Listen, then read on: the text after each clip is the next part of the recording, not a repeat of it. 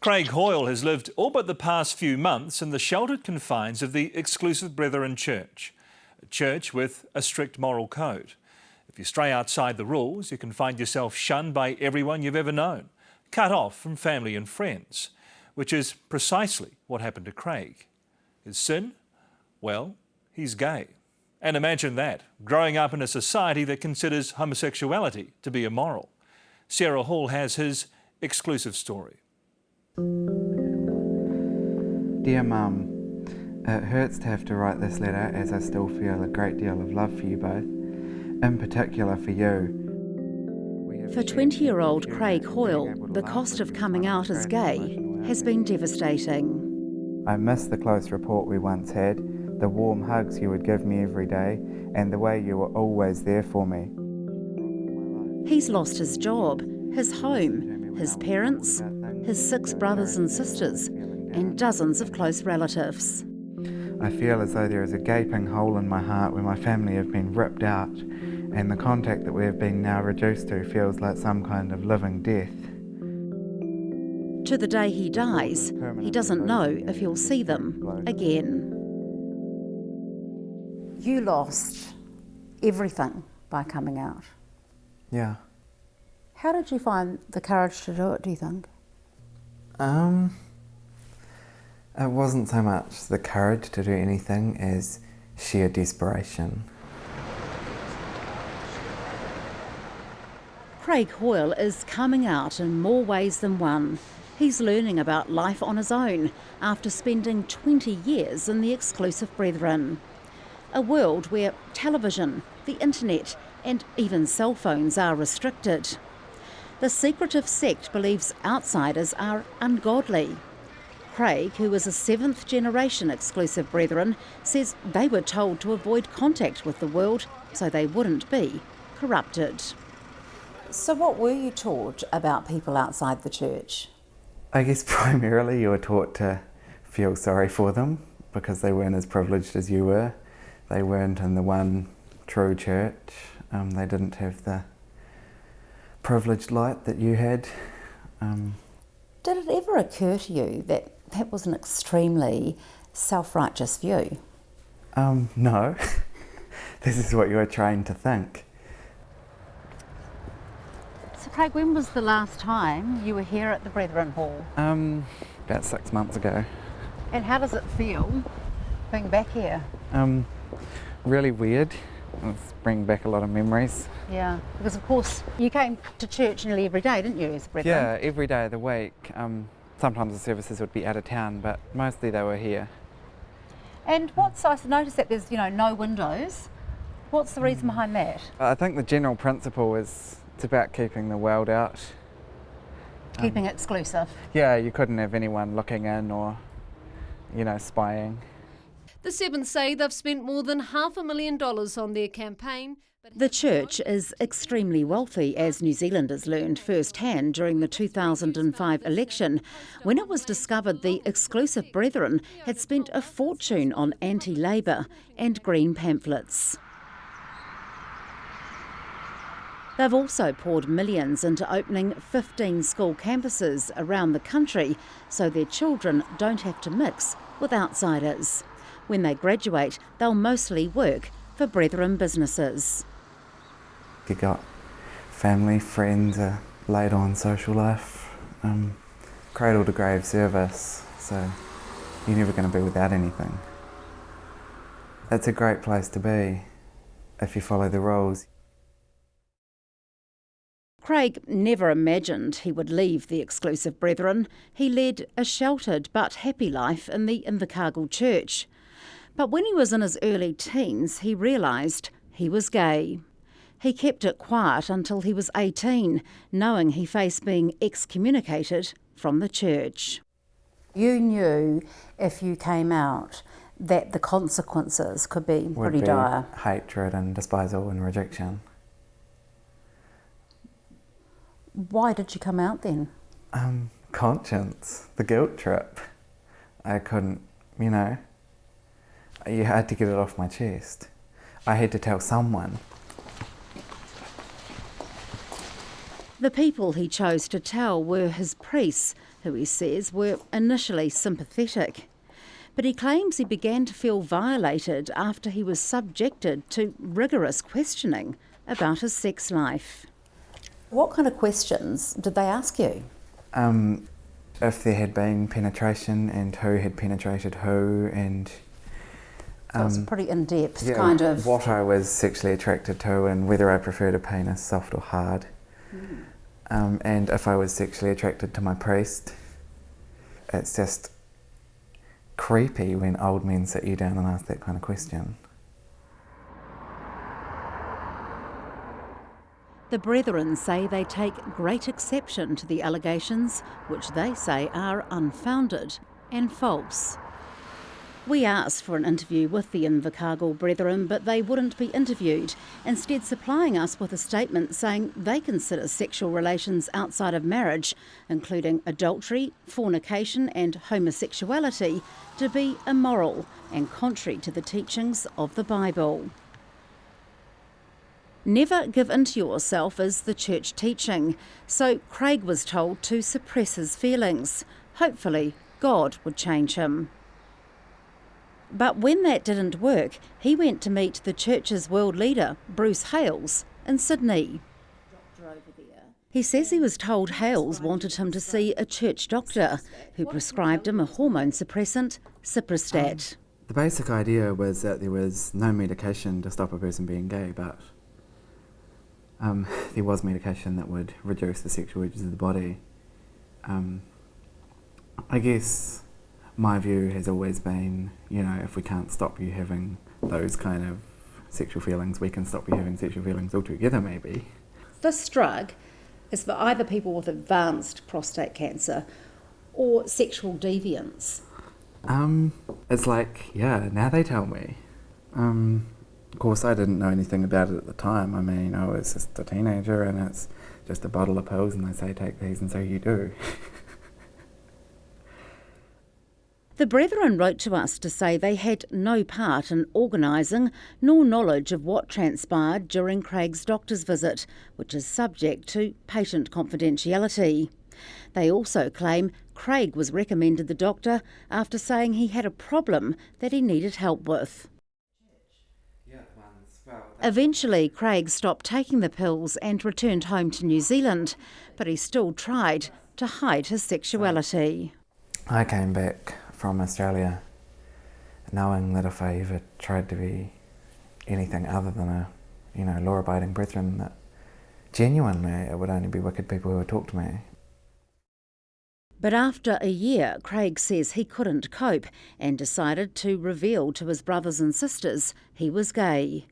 It was the beginning of the end of Craig's life in the church. I woke up the following morning, I came down to the kitchen. My parents were there waiting for me, and they had three things to say. The first thing was that all my brothers and sisters had been sent to live with other people in the church, and secondly that they wanted to know if I'd done anything about finding alternative accommodation, and thirdly that the priests wanted to talk to me. Within 24 hours of telling his brothers and sisters, Craig was to be put through the first stage of excommunication. Former members say that's when they're banished from the church and have to sever all ties with members, including their families. It was time to say goodbye. The hardest thing for me that day was saying goodbye to my grandma. We were really close and I loved her a lot. We both stood there on her doorstep and cried for half an hour.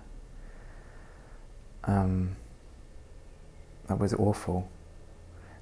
And we were talking about it and she was crying and talking about how she had lost so many members of her family already. Her husband, my grandpa, and two of her children and her own parents. They'd all been thrown out, hadn't all they? been thrown out of the church and she'd lost them. And now here she was on the verge of losing the first grandchild and she was heartbroken. So that was it. His family was on the inside and Craig was out. He claims he was officially told that he was being excommunicated for defilement of young people, defiling his brothers and sisters by telling them he was gay. I said, you can't say that about me in public because people are going to think I'm a paedophile, which is not true. And one of the priests says to me, actually what we say has got nothing to do with you and it's none of your business and you can just get back in your box. Eventually, Craig says the priests agreed to drop the word defilement, instead saying he had committed evil communications. It's here that Craig's version differs markedly from the Brethren. They say he chose to leave the church and his parents' home and go his own way. Craig wanted to show us that wasn't the case, that it was the church that threw him out, so he phoned his former priest. So what was your issue with me? The issue was the, associations that wouldn't be appropriate for the fellowship. Well, that's not what I was shut up for. What it was? I thought I was shut up for evil communications. Yeah, well... And then you clarified evil communications as having been telling my brothers and sisters that I was gay. The issue, as I recall it, was, you're right, it's the evil communications. You know, you've chosen the way you're going. We're going the way we've always gone. Well, the only thing I chose was to stop going to meetings. I didn't choose to lose my family or my job or my living circumstances. You chose your company and your associations. In Craig's hometown of Invercargill, you start to get a sense of the magnitude of what he has lost. We sit outside his former home watching his family, a family he will never be a part of again. What's it like for you to see them so close but yet not be able to talk to them? It feels really weird, as though I know they're quite close physically, but emotionally they might as well be 1,000 miles away. It seems so strange that if you went and knocked on the door, you wouldn't be welcome. No, of course now that I'm not there, they've changed all the locks, and no, there's no way I'd be allowed back in. Do you think if your parents had a choice, the exclusive Brethren's policy changed, that things would be different? Absolutely. I mean, I know that my parents still love me and I still love them dearly. And the only thing that's stopping us having anything to do with each other is the church coming between us.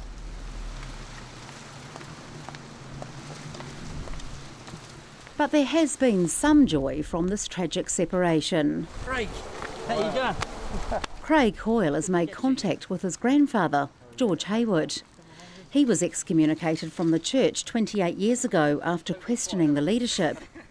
Craig is the first member of George's immediate family that he's seen in all that time. When was the last time you saw his mother? 28 years ago, when she was 13. So, yes. I have seen photos of them, so that's been I have a photo of them on my wall, so I feel connected more now than I did for many years. What do you make of the exclusive Brethren's policy on excommunication?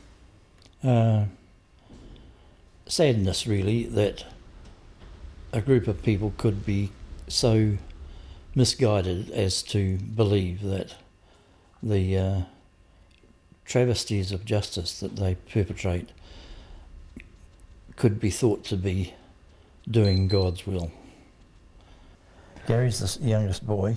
So Gary now would be about the age Mum was. George says he would love to see his children again and meet his numerous grandchildren, but realises it's unlikely to ever happen. In the meantime, he's taking solace in spending time getting to know his grandson. Do you think his life will be better now? I have no doubt it will be much more. That's actually an At just 20 years of age, Craig Hoyle is now faced with trying to create his own family. He's found friends in the gay community, and he says while he misses his parents and siblings desperately, meeting people on the outside has been a real eye-opener. The rest of us are not as evil as he's been told. I just think that it's ironic that the people I grew up with, the people I loved, the people I had everything to do with, won't let me across their threshold, yet complete strangers in society will go out of their way to fill the void. Now you're out in the world. How do you like it? For the first time in my life, I actually have the freedom to choose for myself what I'm going to do. I have the freedom to go and apply for a job wherever I like. I have the freedom to travel if I want to. I have the freedom to make friends. And freedom of speech, freedom to say what I truly believe and have people respect me for those beliefs.